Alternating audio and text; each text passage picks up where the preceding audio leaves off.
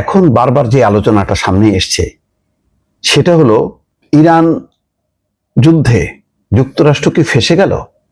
ইরানের যে কৌশল, সে কৌশল সামাল দিতে পারছে না। কারণ ইরান শুধুমাত্র তার যেই রক্ষণাত্মক ভূমিকাই নেই, যে সে শুধু হামলা মোকাবেলা করছে, হামলার প্রেক্ষিতে সে শুধুমাত্র ইসরায়েলে কয়েকটা ক্ষেপণাস্ত্র ছুটছে তা না, সমস্ত মধ্যপ্রাচ্যের সমস্ত অঞ্চলে ছড়িয়ে দিয়েছে একভাবে, যে মার্কিন লক্ষ্যবস্তুকে সামনে রেখে এমন অবস্থা যে এখন দুবাই শূন্য হয়ে গেছে, সৌদি আরব, সংযুক্ত আরব আমিরাত, কুয়েত, কাতার কেউ আর শান্তিতে নেই।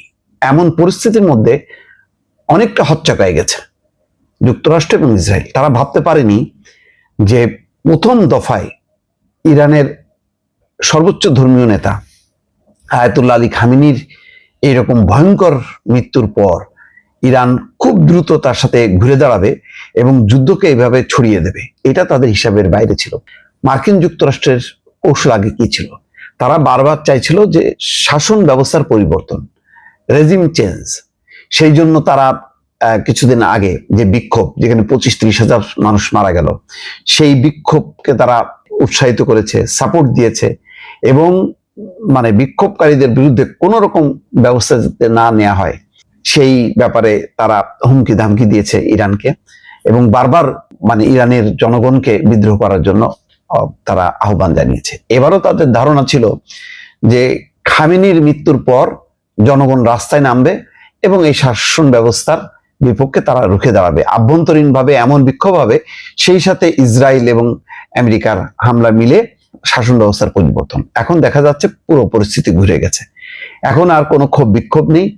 এখন ইরানের জনগণ ঐক্যবদ্ধ হয়েছে এবং তারা মার্কিন ইসরায়েলের এই হামলার বিরুদ্ধে সোচ্চার জনমত গড়ে উঠেছে। ফলে এখন আগে যেভাবে তারা চিন্তা করেছিল খুব দ্রুত সময়ের মধ্যে আমেরিকা ইরানের শাসন ব্যবস্থা পরিবর্তন হবে, এখন দেখা যাচ্ছে না। এটা রীতিমতো একটা দীর্ঘস্থায়ী যুদ্ধে তাদের অংশ নিতে হচ্ছে, যেটা মার্কিন যুক্তরাষ্ট্র কোনোভাবে প্রস্তুত না। রিপাবলিকানদের বক্তব্য হচ্ছে আমেরিকা ফার্স্ট, অর্থাৎ আমেরিকা নিয়েই থাকবে রিপাবলিকানরা, এটাই তাদের স্বপ্ন। সেই স্বপ্ন এখন দুঃস্বপ্নে পরিণত হচ্ছে। ট্রাম্প এখন এমন প্যাচের মধ্যে পড়ছে নেতানিয়াহুর কৌশলে বা চাপে পড়ে, যে এখন সে সরে আসতে পারছে না।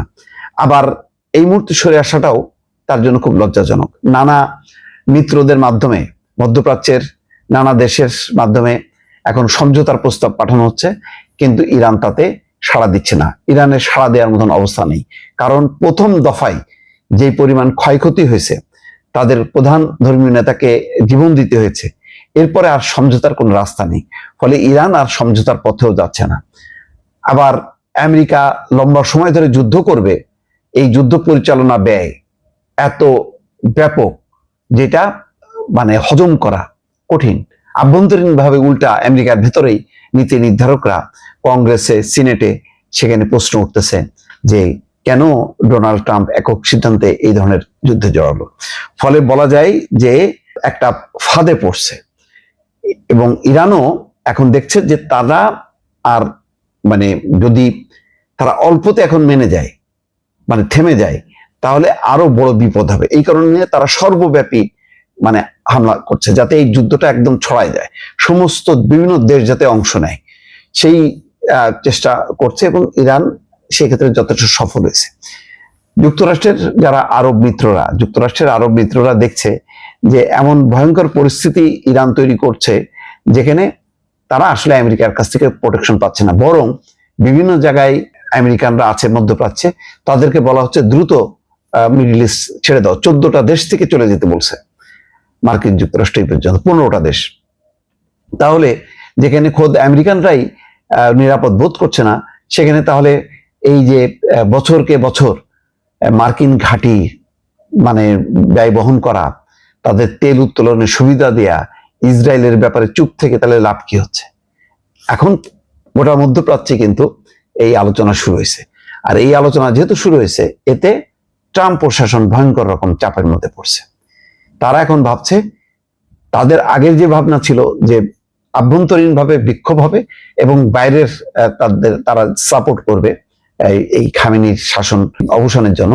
উল্টো দেখা যাচ্ছে যে খামেনির যে ইসলামী শাসন ব্যবস্থায়, সেই শাসন ব্যবস্থায় তারা চির ধরাতে পারেনি। সব মিলায় এখন ট্রাম্প মহা সংকটে। কি করবে? যুদ্ধ চালাবে নাকি চালাবে না, এই সিদ্ধান্ত নিতে তার এখন রীতিমতো গা ঘামতে শুরু করেছে দর্শক।